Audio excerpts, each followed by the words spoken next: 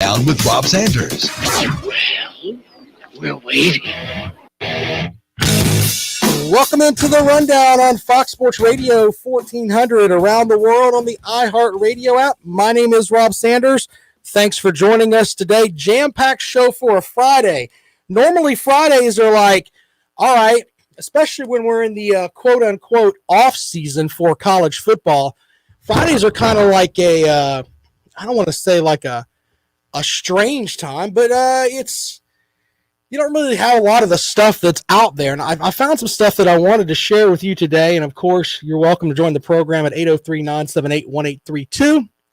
That is the number to dial if you'd like to join us here on the Rundown this afternoon, right here on Fox Sports Radio 1400 here in Columbia. Of course, around the world on the iHeartRadio app. Shout out to the folks watching on the stream, which you can find at Fox Sports Radio 1400's Facebook page.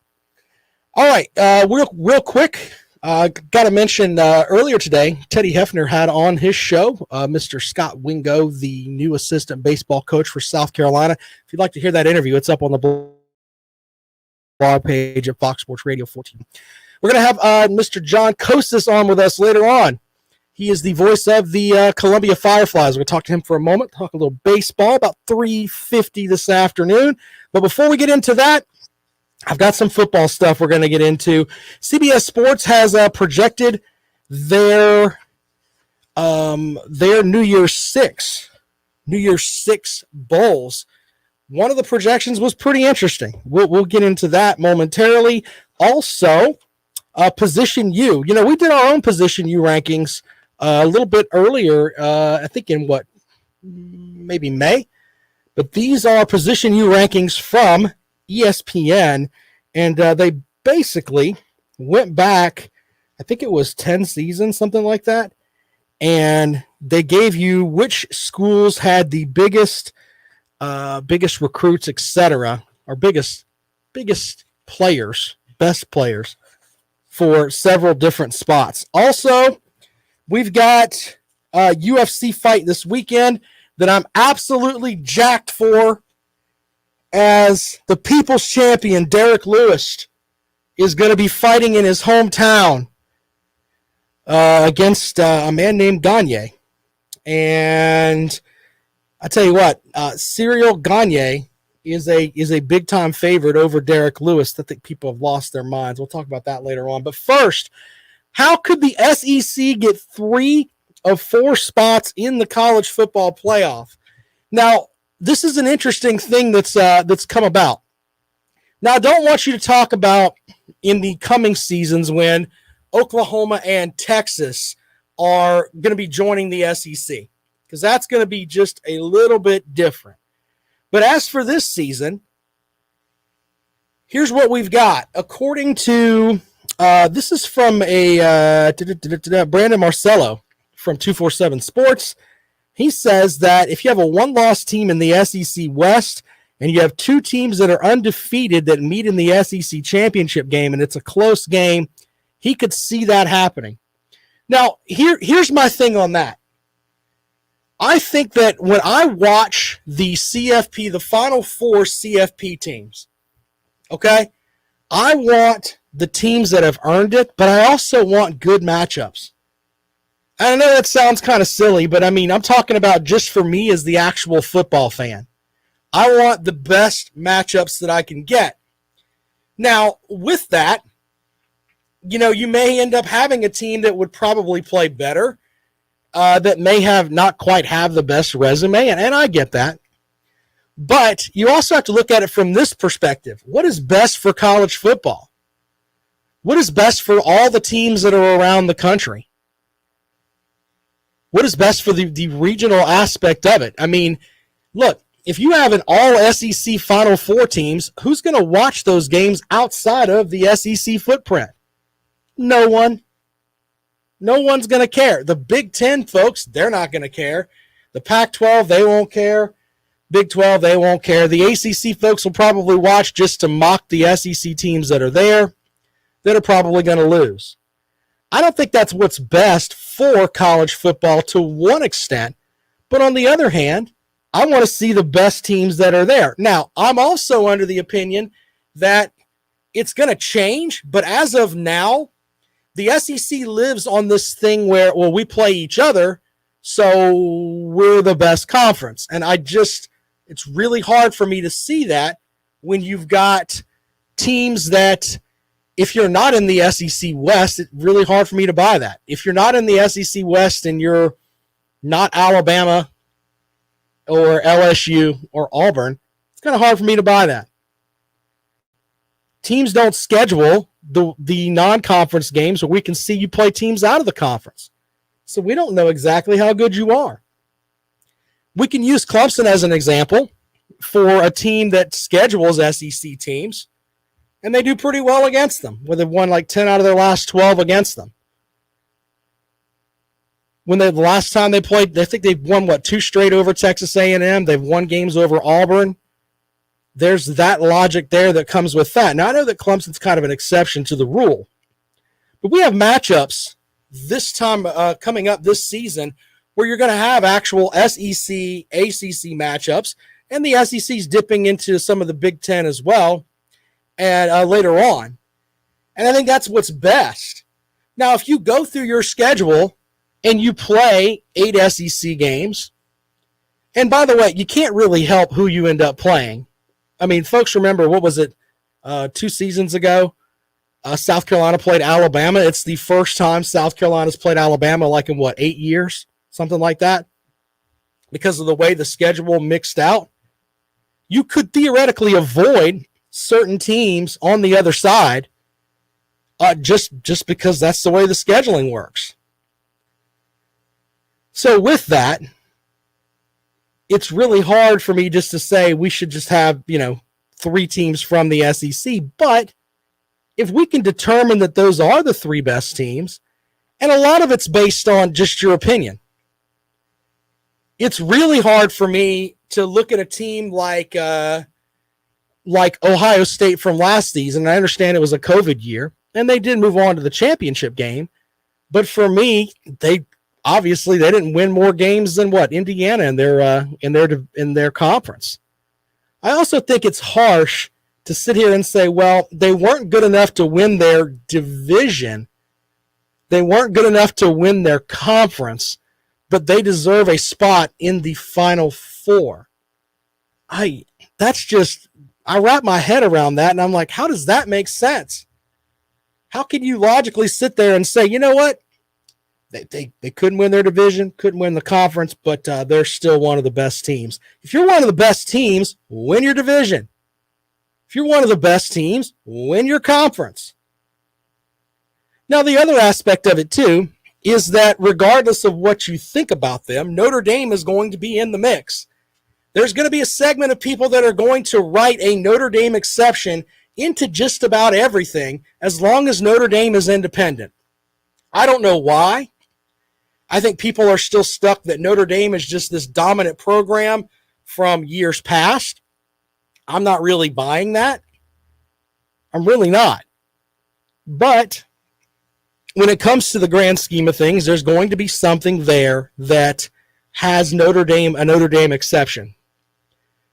But under this logic, if you have a 1-loss team in the SEC West, their only loss is to the champion. You have 2 undefeated teams in the SEC championship game. Ta-da. One of them wins. The one that wins obviously is in. But then you've got 2 1-loss SEC teams. Do you take those 2 1-loss SEC teams over a Pac-12 team that won their championship and they're undefeated? Do you take them over a Big Ten championship team with, say, 1 loss? So many things that are out there that make you stop and think about that for a moment. Anyway, I want to take your calls on this at 803-978-1832, 803-978-1832. Are you under the assumption that you think that the SEC could have 3 teams in the college football playoff? I think 2 is kind of a stretch. I think when they set these up, it should be in your conference, you get 2 teams, that's it. Kind of spread it around a little bit for the betterment of college football. Now, I know people are like, I don't want to hear that. I don't want to hear that. But the reality is that that's just kind of the way it is. you can't, as a full product, you can't just say, hey, just because you play over there and you're not playing in what we assume is the best conference in the world because the SEC keeps telling you that,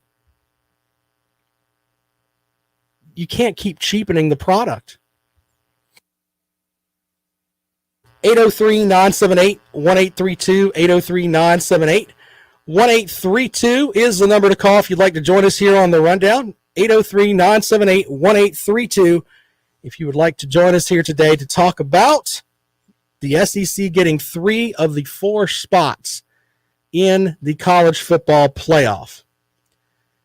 803-978-1832. Now, the other thing, too, you got to look at it from this perspective, is that your one-loss teams are going to throw monkey wrenches into all of it. And that's just the way that it is. Now, there are people like Tom online that says, and the NFL draft tells us that. So this is not the NFL draft. That is the most silly statement that you could ever possibly make. Football is a team game. It's not based on the amount of players you put into the NFL. That is so far on the other side of the planet. We're talking about teams. I don't understand, we're the best conference because we put players in the draft. It doesn't mean anything. It really doesn't. Off the phones we go. Welcome into the Rundown. Good afternoon.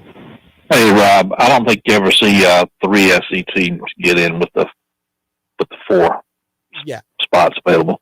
Well, why do you say that? Well, the other conference members, they have a person on that on the committee, and they're just not going to let the SEC dominate it. I don't think it's an issue of a conference saying that. I mean, I think everybody wants the best teams, but if you have those one-loss SEC teams, but across the country you've got two-loss conference champions, I can buy that. That would make sense, but I think it's just putting too many eggs into one basket. Yeah, I just don't. Like the 12 team, they wanted the 12 team playoff now, and now you're seeing the presidents and the ADs and the other schools backing off that 12 team playoff because they don't want to see the SEC a super conference and have 6 teams in it. Yeah, that makes sense too. With Oklahoma and Texas joining, it's I can't remember, but I think there's been outside of Clemson and Ohio State back to 2004, and Florida State with their one national title. I mean, you have every national champion from that far back will be from the new SEC. Yeah. So, do you think that the Big Ten and the ACC and the Big 12 are going to get together and say divide up the rest of the teams? Well, if you do that, see, here's the thing with that. If you get with the Big Ten and the ACC and you put, I think that could work if you had a kind of a mega conference with Ohio State, Michigan, and I'm thinking of the football powers here. Wisconsin, you could say that they're pretty good too. Penn State is another team that could be in the mix. But you're going to have a lot of teams that are not very with it. And what I mean by that is what about Rutgers? Rutgers is just not with it as far as being a Big Ten program. So, I mean, there's that too. So, but I think if they could pick and choose, then that might be the way to go. But you're going to have a lot of dead weight there at the bottom of the conference. Well, I mean, the SEC has a lot of dead weight that people don't want to talk about. Oh, trust me, I've brought that up on the show a lot. People never talk about. Everything is Alabama, Georgia, LSU, and Texas A&M. They refuse to talk about Ole Miss, Mississippi State, Vanderbilt, Tennessee, which didn't win a conference game 3 seasons ago. Nobody wants to talk about that on the SEC front. It's just, we have Georgia and Alabama. We're the best things ever. It's silly. Yeah, it is. It's, but do you think that they're going to try to get to 20 teams, the SEC? I think eventually that may happen, but here's the thing with that. I think if Greg Sankey wants 20 teams, he can do that. He can make calls and make that happen. It's just a question of when you get that many, it's going to come down to the TV money because you're dividing up that TV money among other teams and, basically lowering people's slice of the pie. So I think that's what it's going to come down to is when new TV deals come out, we'll have some more of that. So. And I saw where the Notre Dame games are going to be streamed this coming year. So does that mean you have to buy a subscription? I think it's just the first game that's going to be streamed, if I remember correctly. Now, I could be wrong, but I think it's the first game against, who are they playing? Toledo. And it's going to be on Peacock, which, you got to, like. But is that just a start for them? You get the first game, and then next year you got to buy the. I think they've already started it with the Olympics. I wanted to watch the Team USA basketball because I'm a big basketball hoop head, and I had to watch the majority of Team USA's games on Peacock because that's where they streamed them. You couldn't find them anywhere else. It was so funny because they were taking and they were putting on TV on NBC and their affiliates. They were putting on, like, I mean, let's be honest, speed walking, badminton, table tennis, all of that. And then all of that's going on live, and they're not showing basketball. And I'm like, what in the world are they doing? They're trying to get people to subscribe to Peacock. And that's it. Don't you think that Notre Dame would make more money if they were in a conference? I don't know. I mean, I'd have to do the math. I think that when you go to a conference, though, you have to listen to a conference. And they've been independent for so long, and they can just do whatever the hell they want to do. So there's that conference they go to is going to listen to them. Yeah, well, in theory. Yeah. But I mean, because they got a good basketball program, they got a good football program. They're going to have to be listened to. I think that it depends. I mean, I don't think that they're going to go in and run a conference, though, unless they join something like the American. If they join one of the Power 5 conferences, I mean, I think that their voice would be heard, but not to the extent that they want it to. Well, North Carolina ran the ACC for a long time. Well, North Carolina, depending on who you ask, still runs the majority of the ACC. And I think there's a section of folks that cover North Carolina football and all of that. You can just tell it kind of chaps their butt a little bit that Clemson is the team in the ACC and North Carolina is not. I mean, that's just the way that it is. They get upset. And with the new commissioner being from Northwestern and then Illinois. Oh yeah, I mean, it's going to change it. No, yeah, he point blank said the conference is going.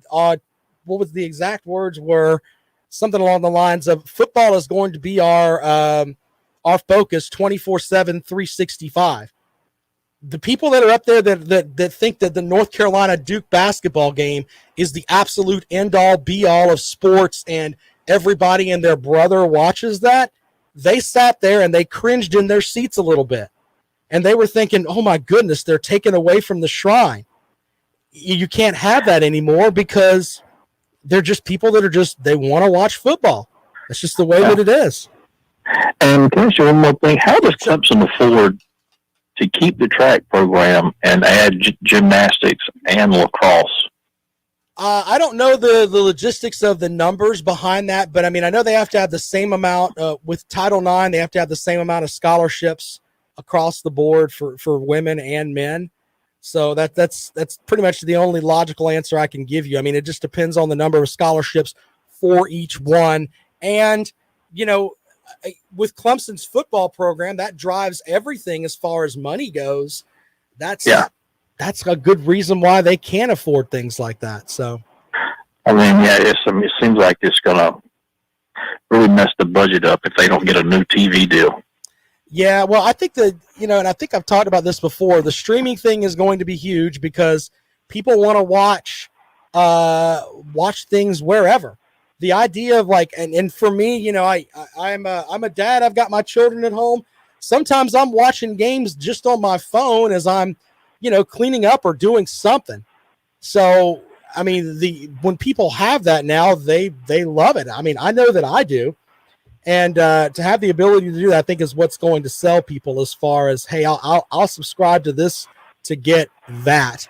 And I think the streaming thing is going to be huge in the next set of TV deals. Does ESPN own the ACC network? Yes, they do. They do own it. Okay. Yeah. Wasn't sure about that. Well, thank you, man. Appreciate it. Appreciate it, man. Thanks for calling us here on the Rundown. You can call as well, 803-978-1832. Will the SEC get 3 of the 4 spots in the college football playoff? Talking about that and a lot more right here on the Rundown. This is Fox Sports Radio 1400.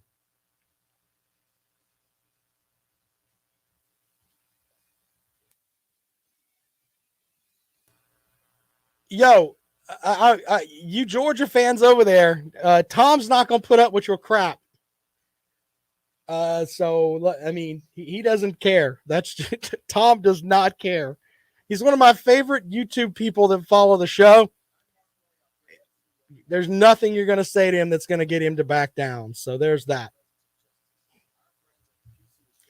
And of course, UGA go Dogs. All right, look. People watch baseball. Come on, man. You guys are absolutely out there thinking people don't watch baseball. I love baseball.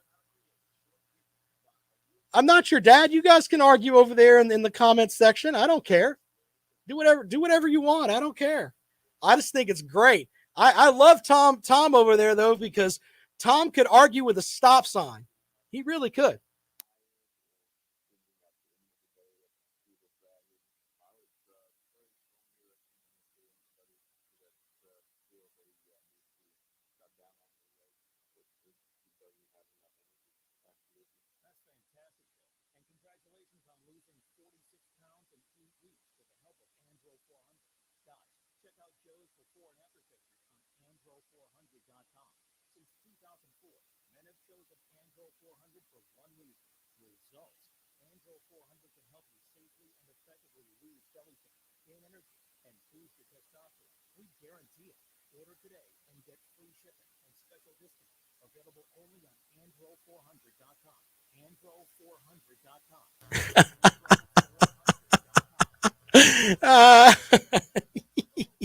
Tom wins. Welcome back to the Rundown on Fox Sports Radio 1400. Folks going back and forth in the chat room over there. You should go and check that out. Tom, with the line of the day, you win, sir. You win with this line. He's talking to some Georgia folks who are running their mouths a little bit over there, which is what people do. And Tom says, your program hired Will Muschamp. Argument over. You win, sir. You win. Out to the phones we go. We'll welcome in Mr. Savage College Football. Kale, what's going on, brother? Hey, how are you doing today, Rob? Good, man. What you got? All right, so I wanted to ask about a scenario, possibly 3 SEC teams getting in the playoffs. All right, well, the scenario I gave you was you have a one-loss SEC West team, two undefeated teams. They play in Atlanta. One of them wins. The other ones have one loss. So what if the SEC West team that has one loss lost to one of the teams that's in the title game, but it was a very close and competitive game? Yep. And then the SEC title game is very competitive. And then you look at all the other Power 5 conferences and the conference title champions, and what if they end up having, like, a couple losses? Like, well, for an example, if they have a couple of losses, I completely buy it. If you have a 2-loss Ohio State team, 2-loss Clemson team, 2-loss Oklahoma team, 2-loss Oregon team, I'm buying it. You put those teams in because that's what's best. But when you get into the idea of it's just a one-loss team or putting a one-loss SEC team in over an undefeated Power 5 team, you lose me. No, yeah, I completely agree with you on that. Okay. No, I was just saying as an example. An example. What if, like, because we all know Georgia plays Clemson week 1. What if Georgia defeats Clemson and then Clemson somehow upset in the middle of the season? And then, then Clemson's a 2-loss team and they have no business being in the CFP final. Okay. Yeah. All right. I just wanted to call. I'm completely with you on that. I'm in the camp of judging by the way I think the season's going to shake out. I think the loser of the Clemson Georgia game is out of the CFP regardless. I truly believe that. And people ask me why, because I don't think there's a game on the Clemson schedule that's going to get the eye of the CFP committee that says, hey, that's a quality win. Whereas Georgia, I think if they lose to Clemson, I think that they're going to drop another game somewhere else, and they'll have 2 losses, and that'll be it. Yeah, yep. I couldn't really have said it better, honestly. I think that's going to be like one of the defining games of the season. It's the first knockout game of the CFP in week 1. We haven't even hit Labor Day. It's going to be knockout week game 1. That's the way it works. Yeah, I will be attending that game, so I'm really excited to see what happens.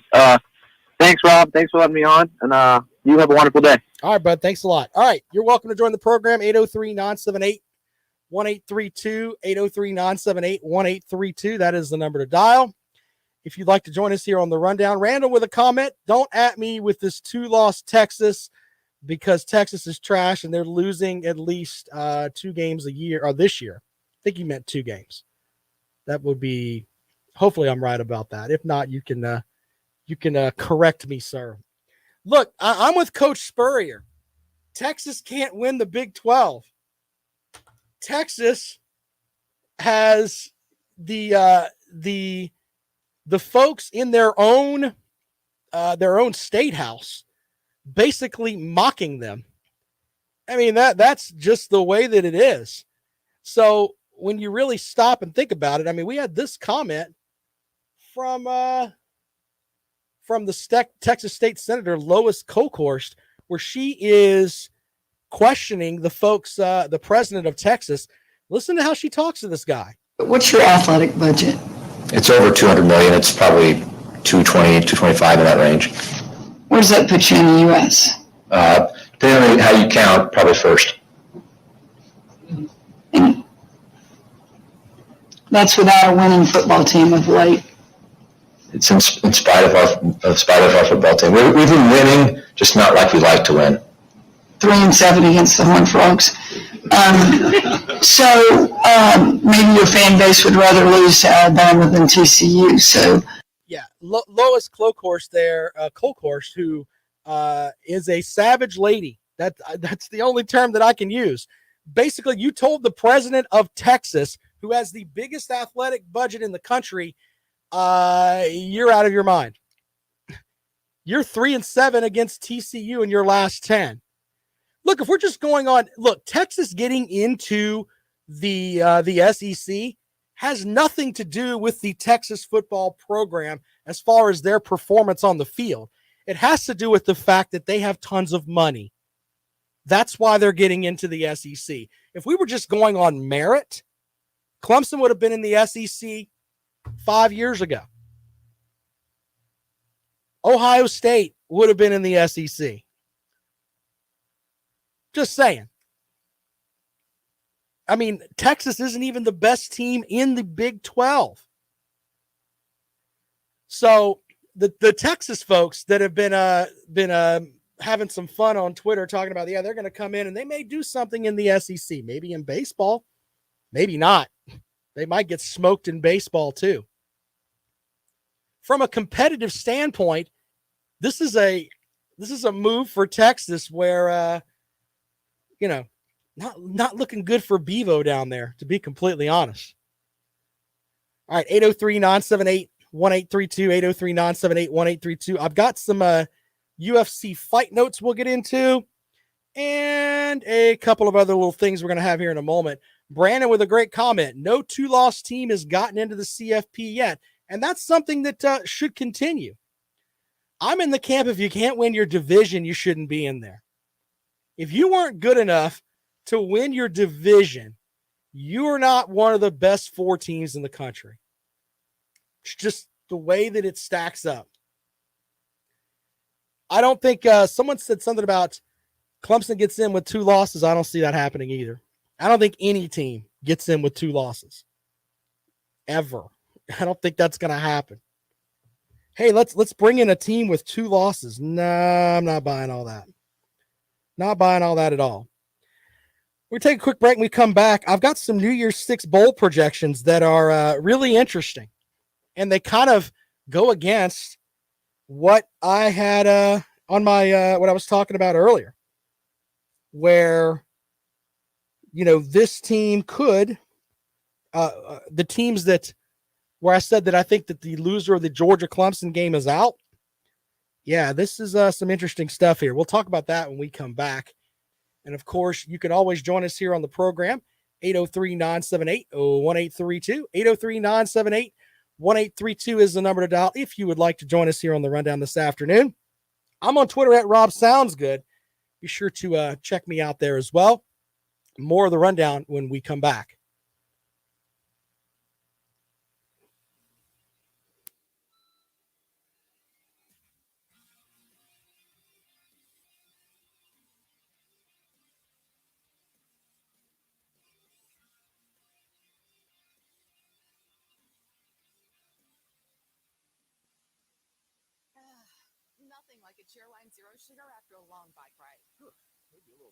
You like trash bag water? That's funny.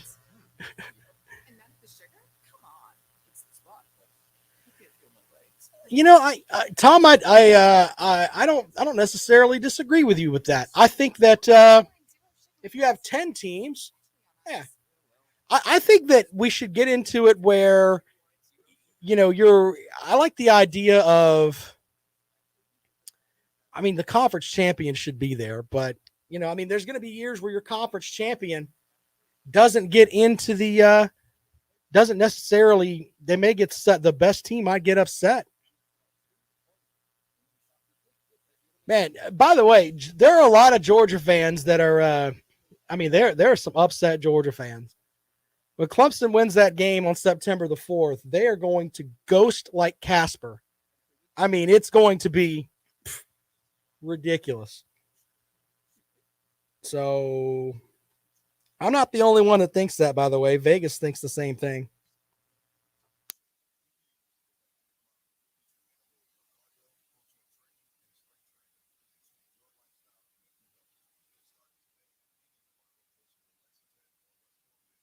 Yeah, I think Clemson wins that game. I really do.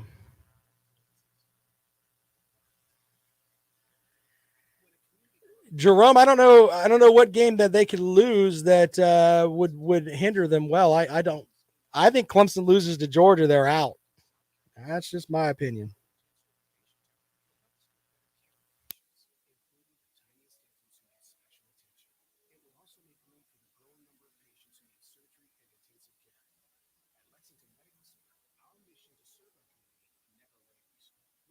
What are you talking about, Jeff? Are you hitting the bottle early today? At least you're typing in coherent sentences today. We'll give you that.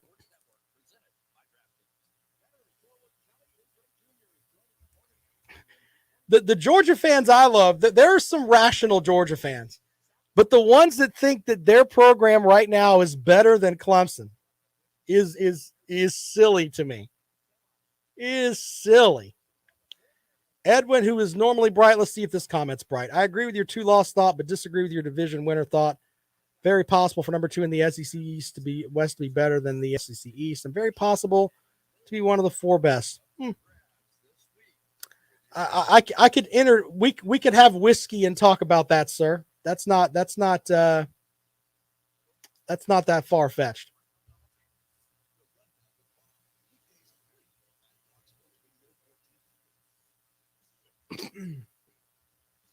Well, welcome back to the Rundown on Fox Sports Radio 1400 around the world on the iHeartRadio app. My name is Rob Sanders. Thanks for joining us today. Podcast of the show will be up at 5 o'clock today. Be sure to check that out. Also, follow me on Twitter. I'm at Rob Sounds Good. And for some reason, I was looking at some stuff the other night. I post a bunch of blog posts on the weekend, more than I post during the week. It's like I'm sitting around at night and I'm just posting things on my blog page. It's crazy. So follow the blog page, foxsportsradio1400.com. By the way, these are some projections for the New Year's Six.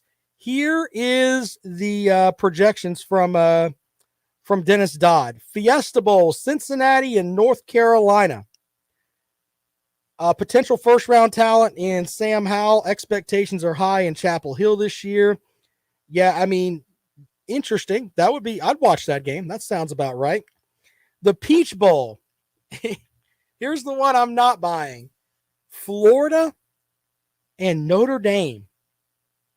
I don't think either one of those teams are going to be anything close to being really good this year.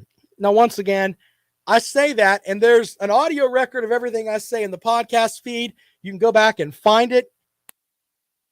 It's right there, but it's also on the bookcase of accountability that'll be here to the right. And you can come back with that later on. But I don't think Florida and Notre Dame are going to be in the mix to get a New Year's Six bowl.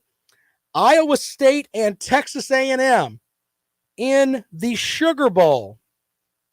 I guess under that logic, that would make sense. Texas A&M would be the team coming from the SEC there, getting their normal Sugar Bowl spot. So yeah, that okay. In the Rose Bowl, now this would be a rematch from an earlier game this season. Oregon and Ohio State. Rematch of that week 2 game between the two teams in Columbus. So the thought would be, that you'd have a rematch there. Now, here's the interesting set. In the Orange Bowl, the semifinal, Alabama and Georgia. These are from Dennis Dodd. I just don't see how that would work, because you're going to have Georgia in as your SEC you're in as far as your SEC East winner. They just matched up in the championship game. You're going to have a rematch, unless you're going to have it set up where, in theory, Georgia and Alabama play, and maybe Texas A&M gets into the mix. I don't know, but he's got that set up where Alabama and Georgia playing there. But then it gets even more interesting. He's got the Cotton Bowl, Clemson playing Oklahoma. So I'm not sure how Dennis, he may be day drinking when he put these together, because under that logic, you're going to have Georgia in the mix with, I think he's got Clemson in there with the win over Georgia, and then Georgia winning the conference, and then Alabama basically losing in the championship game, and Texas A&M only losing to Alabama. That's how they get into the mix. And then I guess your 1 versus 4 matchup would be your 1 versus 4 matchup in the Cotton Bowl would be Clemson and Oklahoma, and then your 2 and 3 matchup would be Georgia and Alabama. Interesting way to look at it. Let's see here. Jerome had a comment. Let's see here, up a minute ago that I wanted to address. He goes, what are your thoughts if Clemson gets in the playoffs with the loss to UGA? I think if they make the playoffs, then a lot of things have to happen. And what I mean by that is that Alabama stubs their toe. Georgia stubs their toe. Maybe they lose to Florida again, and they don't even win the SEC East. Maybe that happens. Maybe Mizzou steps up and knocks off the Georgia Bulldogs. I don't know. But you're going to have a lot of people stub their toe, and Clemson going and winning out, in my opinion, for that to happen. 803-978-1832. Do you agree with Dennis Dodd? 2 teams from the SEC matching up in the semifinal, and Clemson and Oklahoma as the other 2. Jerome says that loss is too early on week 1. See, that's what I really like about college football, though, is that in my eyes, every game means something. Every game means something. You lose early in the season, it could shoot you in the foot for later on. I do think losing late is bad, though. I guess I can understand that. Edwin says UGA will have to completely dominate the entire season other than winning close at Clemson. Yeah, okay. Just lots of things to think about there as we look at it from that perspective. But I think the idea of a semifinal with 2 SEC teams is a little far-fetched. I could buy them playing on the other side of the bracket, meaning you could have a 1 seed Alabama and a 3 seed Georgia. I can get into that. I really could. And, the easy way for that to happen is if Georgia wins over Clemson, and then they get into the mix where they win they go to the SEC championship game as an undefeated team, and they lose by 6 points to Alabama. They could definitely make an argument. Hey, look at what we did. We won the SEC East. We beat Florida. We beat Clemson in game 1 of the season, who's probably going to win the ACC. It's got all of that in the mix there. And then we lost by 6 points to Alabama in a tight SEC championship game. Georgia has a realistic shot of saying, hey, we deserve to be in the college football playoff. Especially if you got a 1-loss Ohio State team, Oklahoma drops the game, something like that. Mikkel says, Mizzou, stop it. Why do people, what is the deal with people not liking Mizzou? Mizzou's got a decent football team. I'm not saying they're going to go and win everything. I'm just saying they have the potential to be a team that can possibly do something. I don't know. Maybe Georgia could overlook them and stub their toe a little bit. Who knows? All right. We got a quick break. When we come back, we're going to have John Costas on from the Columbia Fireflies. Also, UFC picks. UFC picks for this weekend as the people's champion. That's what I'm calling him. Derek Lewis is going to be in his hometown fighting a young man from France who has never lost a match. Yeah, we'll get into that momentarily. The fact that Derek Lewis is an underdog is insane to me. Allen with the same thing he says every day, ACC 0-7 in bowl games. Okay, under that logic, the bowl games, if the bowl games are all that matters, there's been times where certain teams didn't do well in bowl games, like the time that Wake Forest hung a double nickel on Texas A&M. People seem to forget that in a bowl game. Little things like that. Anyway, quick break and we come back. More for you here on The Rundown on Fox Sports Radio 1400.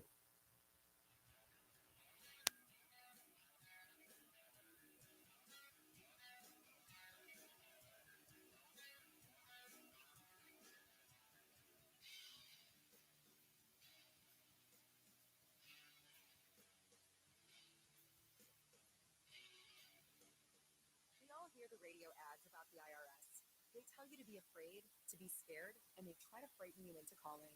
I'm not here to do that. Tax Relief Advocates is different. TRA is here to tell you that if you owe money to the IRS, whether it's $5,000, $50,000, or $500,000, we have a solution. It doesn't matter if you're sitting in your car, at work, or with your kids. No matter where you are, call now. 800-575-2073. Don't lose hope. TRA can eliminate or reduce what you owe to the IRS. There is zero risk to you. If we can't reduce your tax debt, then you pay nothing. Our passion is taxes and helping individuals fix their IRS problems. We have a 5-star rating on Google and Yelp and an A+ with the Better Business Bureau. Tax Relief Advocates, real solutions for real people. You don't need to be afraid of the IRS any longer. End your tax nightmare today and call 800-575-2073. That's 800-575-2073. Or you can visit us online at tra.com. Hello, I'm Mackenzie with Exact Data. I'm excited to share how our team helps your business with its customer acquisition goal. Exact Data has been helping businesses of all sizes find new customers for over 20 years. With over 4,000 unique filters, you're sure to find the most targeted emails, postal addresses, and phone numbers fit for your business. Want a list of new homeowners in your area or looking for self-employed business owners? Maybe you're looking for people passionate about charitable causes or a list of medical professionals in your area. We can help. At Exact Data, we have the perfect list to help you grow your business. For pricing, text list to 606 Alan, you really shouldn't talk to me about bowl games, man. Texas beat you in a bowl game. Shh. Shh. Again, text list to 606 my lead and you'll be well on your way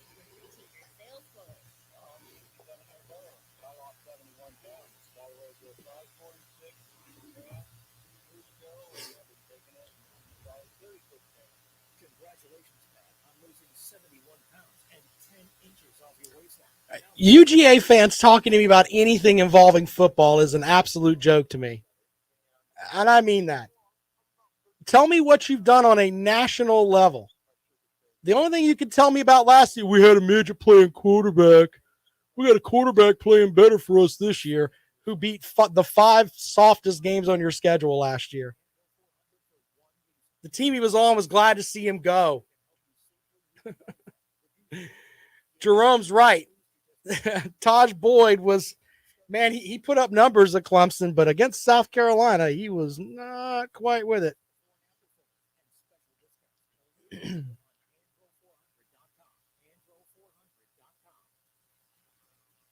What means more, Alan? It means more that you play in the SEC and you lose those games and you're not as relevant as the rest of the country? Is that what it boils down? I don't understand. Don't understand. Really don't.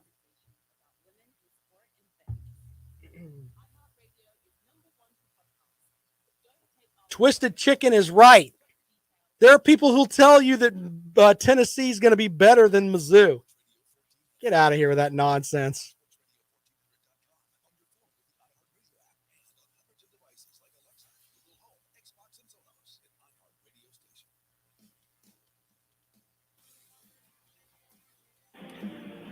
Out to the phones we go. Let's welcome in. He sounds like he's at the ballpark.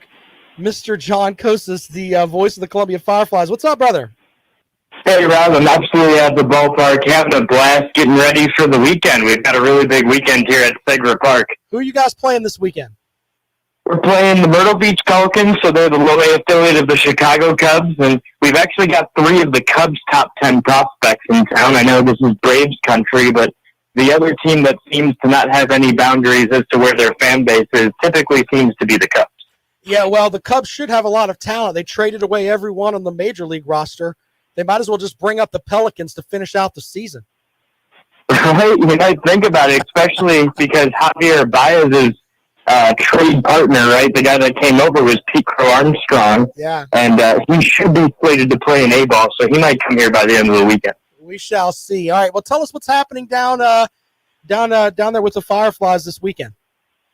So this is one of my favorite weekends of the year whenever the Fireflies bring out the Copa de la Diversión. And what that is we're celebrating the Latin culture in baseball and, of course, the Latin culture in Colombia, in the Midlands area. So the Fireflies become the chicharrones over the course of the weekend, which is named that way because chicharrones are a pork belly staple, a great food that a lot of people from Venezuela, from the Dominican Republic, and Colombia eat. So a lot of our players have had chicharrones before, and actually you can buy them at the ballpark if you come here. But something really cool about tonight that maybe isn't so much a Latin tradition, more of an American tradition. We're giving away Sugar Skull bobbleheads for the first 1,500 to the gate. There you go, man. And, of course, you can get your tickets where? You can do that at firefliestickets.com. All right, so some minor league baseball action this weekend in Columbia. Fireflies and the Pelicans. Should be an interesting matchup there between the Royals affiliate and the affiliate for the Cubs. Hey, John, you're always welcome on the program, man. Thank you so much. So thanks so much for having me, Rob. All right, there you go. John Kosas, the voice of the Columbia Fireflies. Go and get your tickets now. There you go, man. Fireflies are a fun thing to do with the family there. All right, so my final thing this weekend, but before we get out of here for the weekend, I've got UFC picks.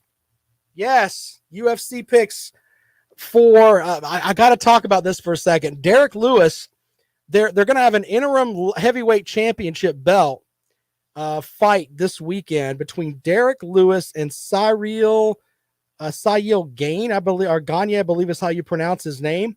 Now, Gagne is a guy that has not lost a fight yet, but they put him in with Lewis, and apparently the odds makers think that Gagne is going to just go out and roll. I don't know if I'm buying all that or not. I'm in the camp of Derek Lewis can end any fight in a matter of seconds. This guy punches. His punch is knockout silly. And I know that guys try to get on him and all of that, and They try to take him down. None of that matters. He was an underdog in his last fight against Curtis Blades, I believe was the guy's name. And he put him to sleep quick. He hits you one time, you are done. And he's an entertaining fighter as well. You should check him out. Check out the UFC this weekend. I will definitely be watching that. That is definitely in the mix here of things that I'm going to be watching this weekend. And we're what, 3 weeks away from college football, basically being in the mix there. Yeah, this weekend you got something cool to watch though. If you're not going to go watch the Fireflies, go and get the UFC pay-per-view with Lewis and Gagne, because that main event fight is going to be outstanding. Jerome with a comment online that we'll go with. It says, I think we have a better chance of losing 8 games than winning 8 games. He says, sadly, I'm a realist. I think he's referring to South Carolina. I don't see 8 losses on the schedule simply because of the running game. And I think that the defense is going to be much better for South Carolina this year because I like Coach White. I think Coach White's going to do some cool stuff with that defense. The bend but don't break mentality of, they may give up a ton of yards, but they're not going to get in the end zone. Teams are going to kick a lot of field goals, I think, against South Carolina this season. That's just my personal opinion. Just my personal opinion. I could be wrong. I do think that they have the talent, though. Will Muschamp left them some talent on that defensive line. The secondary may be a little lacking. But I do think that they have some talent, that they can do some things that might be interesting. All right, so folks online are doing some Twisted Chicken says Gamecocks go 6 or 7 wins or 7 and 5. I don't know if I see 7. I don't know if I see 7 wins or not, but 6 makes sense. I guess you're gonna have to pull an upset or 2 there. And you know what? Here's the other thing. You're not sure what you're going to have with several teams in the conference. What I mean by that is that Tennessee may be a dumpster fire. They may end up being a team that gets hammered with the sanctions from the NCAA, and they're running out their scout team. That's not that far-fetched from thinking that could happen. Coaches could leave in the middle of the season. Those things could happen. Vanderbilt's not going to be a team that's going to be absurdly great. East Carolina is going to put up some offense, but I think that they're the South Carolina running game will stay with them. I think there's 4 games on the schedule I look at, and it's really hard to say South Carolina has a chance there. But I'm not saying they go 8-4, but I think they have the potential to go 6-6. They don't beat Tennessee. Tennessee's basically down 10 Power 5 players. That you have to just blame that on home cooking up there in Knoxville. Just saying. All right, next week on the program, got a couple of special guests lined up. We will have our first week of, we actually had the Hall of Fame game last night, which was garbage, by the way. If you didn't watch that, you didn't miss anything. Next week, we've got our preseason games in the NFL. We'll talk with Will Pelagic from WFNZ in Charlotte, give us an idea of what's going on with the Carolina Panthers. We'll get into that as he is on the ground every day up there at Wofford. So we'll get an idea of what's going on with the Panthers. Is Sam Darnold the answer? I'm saying not, because word on the old Twitter is the Panthers are they're listening. What I mean by listening is that they'd love to have Deshaun Watson. Just saying. I don't think that they're completely sold on Sam Darnold. By the way, my buddy, Lawton Swan of Clemson Sports Talk, he follows me here. Stop looking at me, Swan. Yeah, everybody loves Swan. Say it again. Stop looking at me, Swan. Yes. Follow his show, Clemson Sports Talk. You can find it here, obviously, on the iHeartRadio app. And he'll have great stuff for you throughout the day. My name is Rob Sanders. Podcast will be up at 5 o'clock. Blog posts throughout the weekend, foxsportsradio1400.com. I'm on Twitter at Rob Sounds Good. Stand at attention tonight. when the U.S. beats the snot out of France in hoops. Or you can just follow it on Twitter if you don't have the Peacock. All right. We'll see you Monday here on the Rundown. Hey, you guys are awesome, man. Appreciate y'all. Tom, you got fire in you, man. I'd half want to do a show with you, Tom. I don't know if you can keep up as far as on the speaking end as you type, but man, you bring the heat, brother. All right, you guys are awesome. We'll see you later on. Thank you so much. New Rob and Kale show on Sunday night.